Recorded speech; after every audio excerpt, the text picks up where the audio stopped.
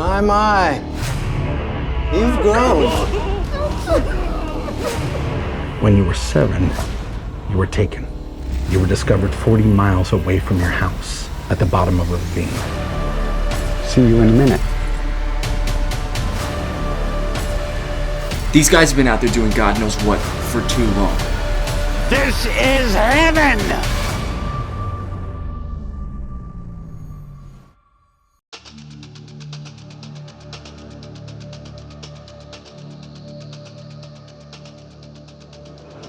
Every town has a dark side. Serial killers. Why on God's green earth are we so interested in them? Ted Bundy, the Zodiac, John Gacy, the list goes on. We've put them on a pedestal and made these beasts icons in our culture as they've captured our collective imaginations, making us wonder how someone so cold could actually exist in our world. As a result, they are the subject of numerous movies, series, and novels, and have inspired countless others in the media. But again, the question is why? Maybe part of the truth is because there's a little darkness inside each and every one of us. And these killers fascinate us so much because right now, they could be sitting at our own dinner table, or even lying next to us in bed, and we have no idea about their true sinister nature. And that, right there, is a morbid thought. Hey guys, it's Andrew, and thanks for tuning in to this episode of Everytown, where today we're talking about serial killers currently hunting in our communities. Despite some common misconceptions that say serial killers basically don't exist today, the reality is that they're out there right at this very moment. The numbers are supposedly smaller than from back in the day, with the FBI currently believing there's anywhere between 30 to 50 active serial murderers in the US. But some say that number could be much higher. And these killers have had to get smarter as technology has increased their chances of getting caught. But technology also allows them access to things that were never possible before. Make no mistake about it, they're out there. So let's head to a couple of towns around the country and see exactly what they're up to at this very moment.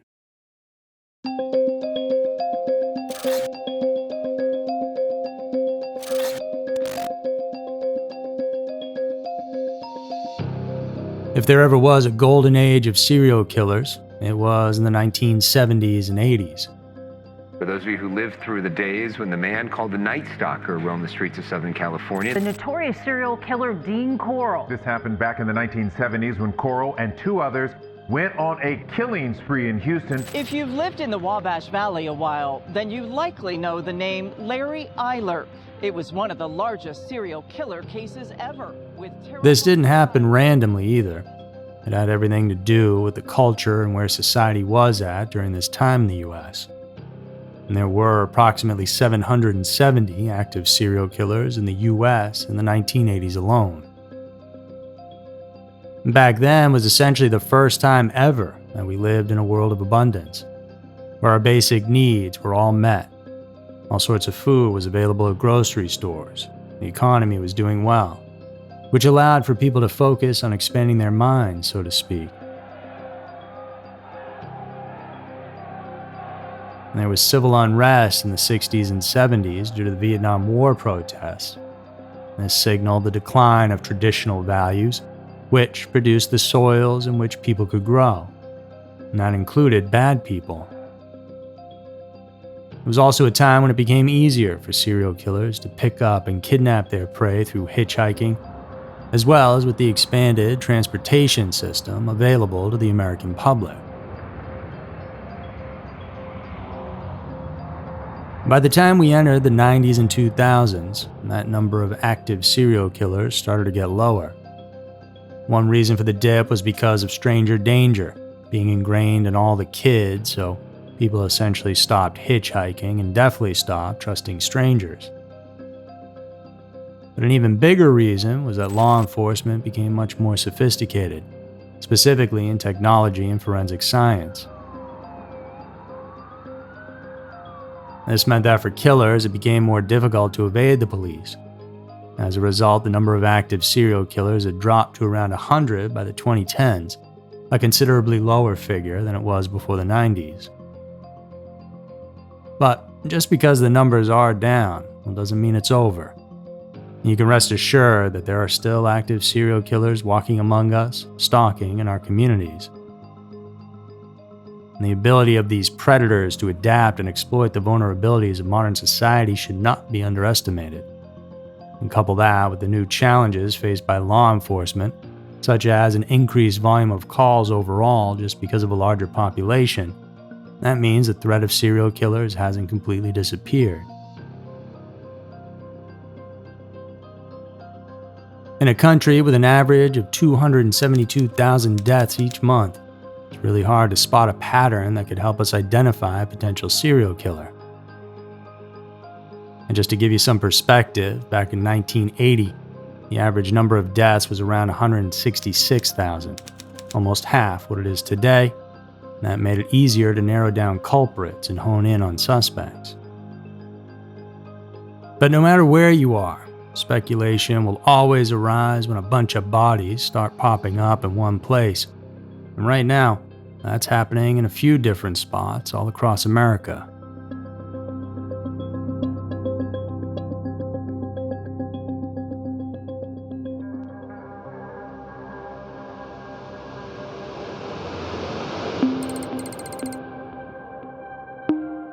In the Pacific Northwest, more specifically Oregon, there's been a series of deaths that have left the local authorities and people desperate for answers as they wonder whether or not there's a serial killer on the loose.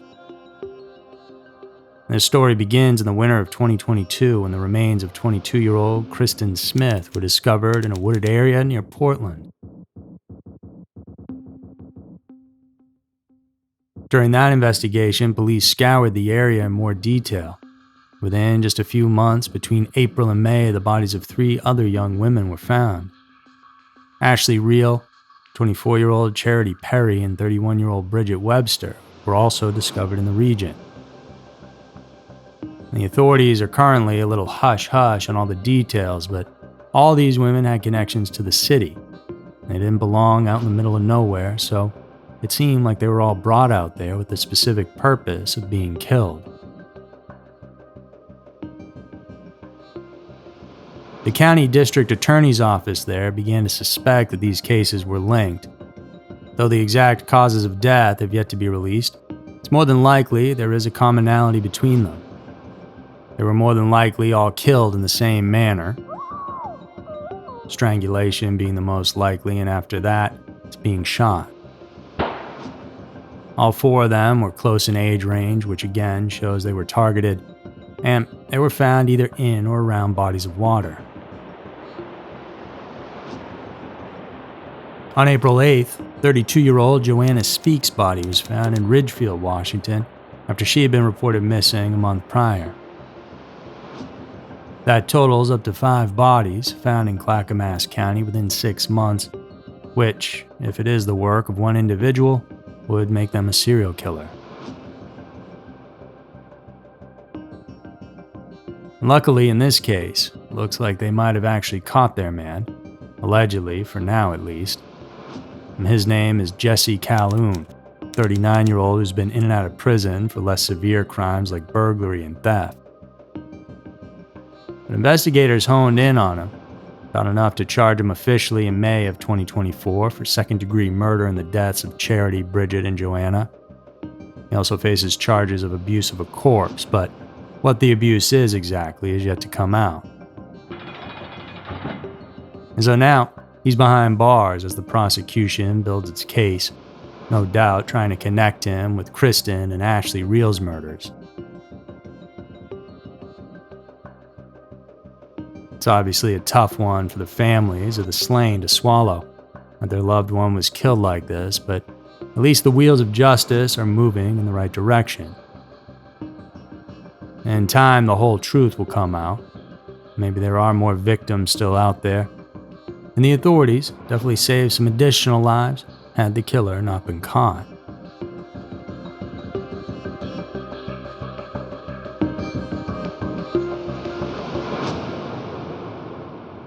While the investigation in Oregon on the West Coast continues to unfold, Another potential serial killer may be lurking on the East Coast. Their main hunting ground is along the border of New Hampshire and Massachusetts, a place with a whole lot of woods for cover, spotted with dirt roads that lead to various trails and bodies of water. In particular, one winding river seems to be the preferred dumping ground, as it's where many of the bodies have been discovered. While law enforcement has yet to officially connect these deaths, the people in these communities already have, and they've named whoever is responsible as the Merrimack River Killer.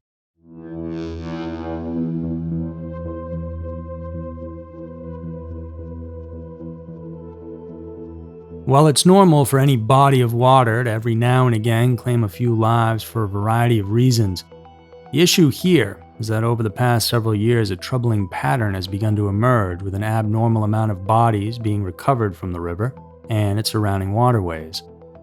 It has people thinking that this has to be much more than just a coincidence. This story starts on December 30th of 2016. Everybody else was getting ready to ring in the new year. A man's body was found in the Merrimack River, washed up in Amesbury, Mass. This was followed by the discovery of another man in the river in Lowell, Mass. in June of 2017. And then, not even a month later, a female body was recovered from the river in Lawrence, Mass. All these towns are essentially touching one another, so it's a very small area.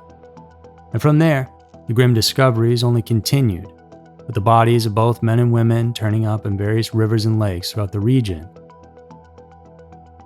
In May of 2019, a female camper went missing, only to be found later on deceased in the Merrimack River.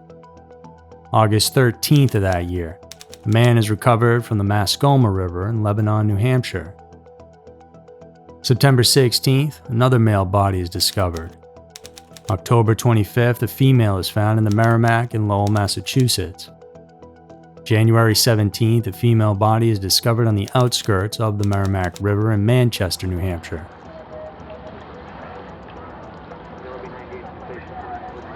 And the list of the victims just goes on and on and on, with more bodies being pulled out from the rivers in the following years. 2021 in particular was a busy year, with at least 8 more cases. For example, on March 12th, a missing woman was found in the Pemmy River in Lincoln, New Hampshire, a week after she was reported missing. Later that month, another woman and her dog were discovered.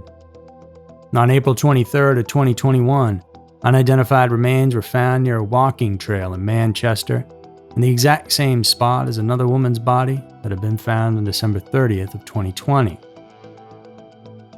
And 20 bodies, that is, between May of 2019 and April of 2021. To put that into perspective a bit, between 2010 and 2022, 31 people drowned in the Merrimack River.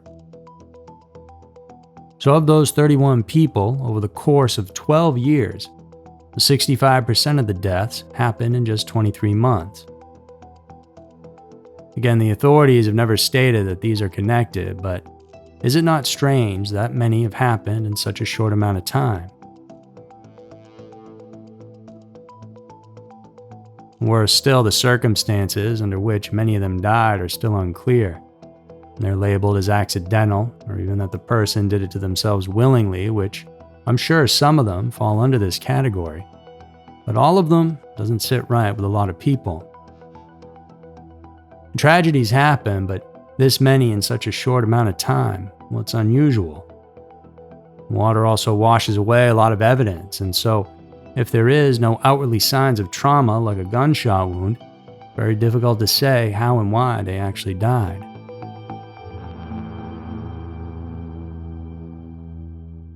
It's interesting that the court of public opinion has chimed in on this before the authorities. People start to see something that doesn't add up and they get to talking. Although you have to wonder if they are onto something real, with this being a serial killer stalking the waterways, or if it's another example of how our fascination with serial killers can sometimes get the better of us.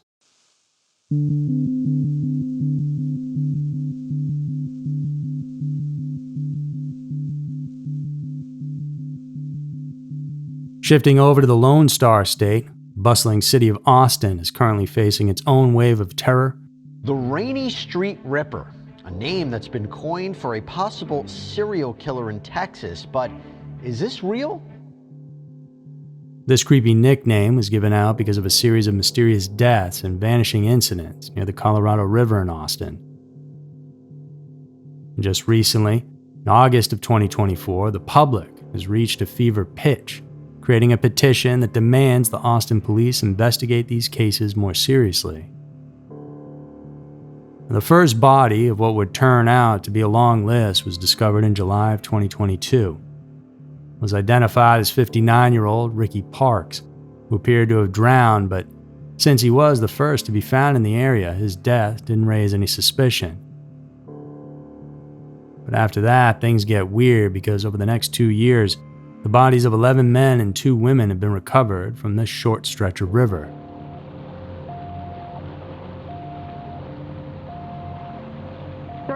Jason John's body was found on February 13th. Jason was last seen on Rainy Street just a week before his body was discovered. His death was recognized as an accident. He drowned. However, it added to the growing concern among people living in the area. In the same year, in April, Jonathan Honey, who was 33, was also found in the lake. His death was also determined to be an accidental drowning. And then we also have the case of 46-year-old Clifton Axtell, found in March of 2023. His death was classified as undetermined. While the term undetermined may be neutral, in a situation where many deaths are being looked at to see if they were murder or manslaughter, undetermined doesn't sound so great. Then there's Josu Moreno, who was shot while driving, and his car ended up in the reservoir. Even though this case involved a shooting, police were quick to say it wasn't connected to the other deaths. Maybe it wasn't. It's hard to say exactly, though, without a thorough investigation.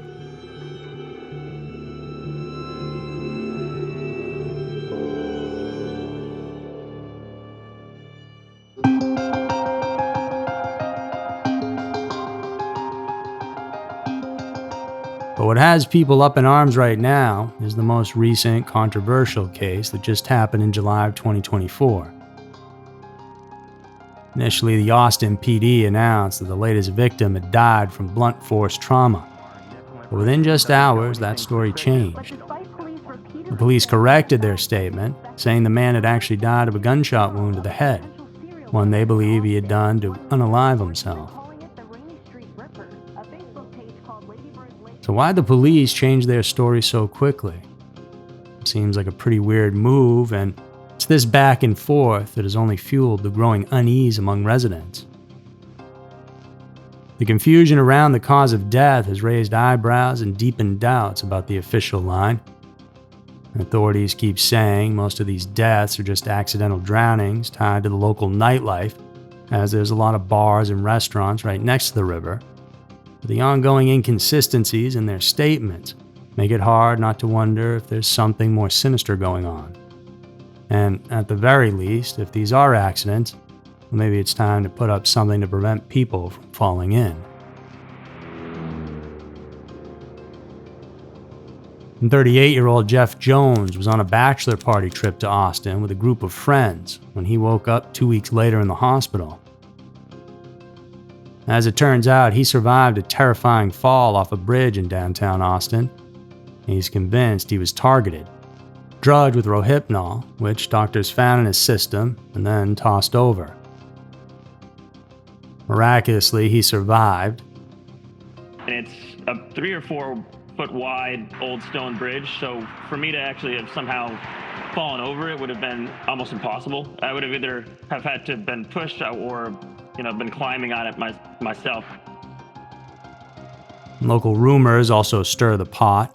An anonymous bartender from Rainy Street shared an unsettling encounter with a patron who made a disturbing comment about targeting people from the area. The bartender's account, though unconfirmed, suggests that some believe there might be a deeper connection between these deaths and a possible serial killer. And such accounts, combined with the frequent and unexplained deaths, only amplifies the idea that someone out there is up to no good, getting more creative with their murderous ways than they had to back in the day in order to avoid getting caught. As more bodies are discovered and the investigation drags on, the community is left to grapple with their fears.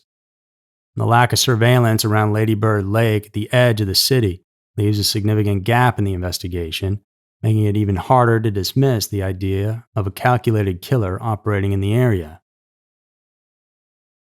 So, with the booming popularity of Austin, are these tragic deaths just a series of unfortunate accidents, or is there a darker force at work here?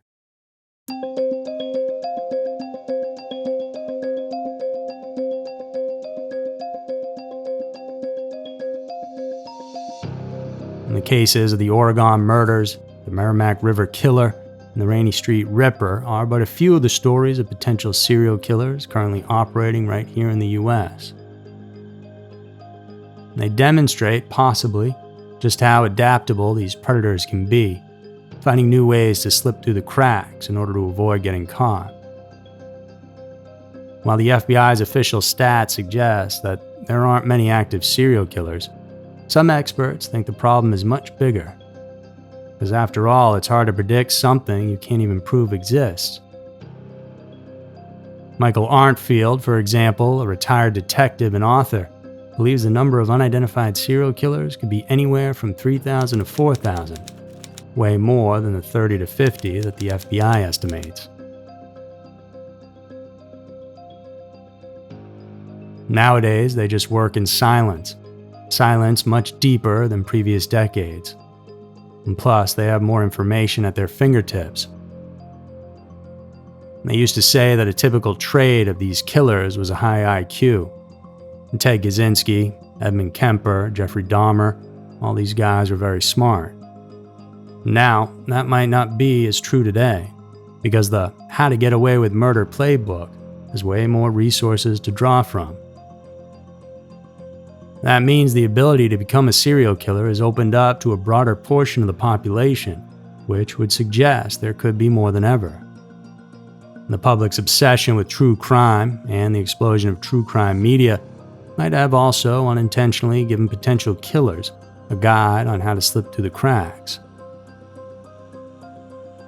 So, yeah, as we've seen, the threat of active serial killers is still a harsh reality, and it's really shaken the public's trust in law enforcement's ability to handle it.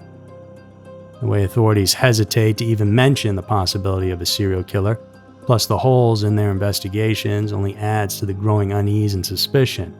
Who can we trust now? Maybe there's no one to trust. So, stay on high alert, because the next serial killer could be coming to a neighborhood near you.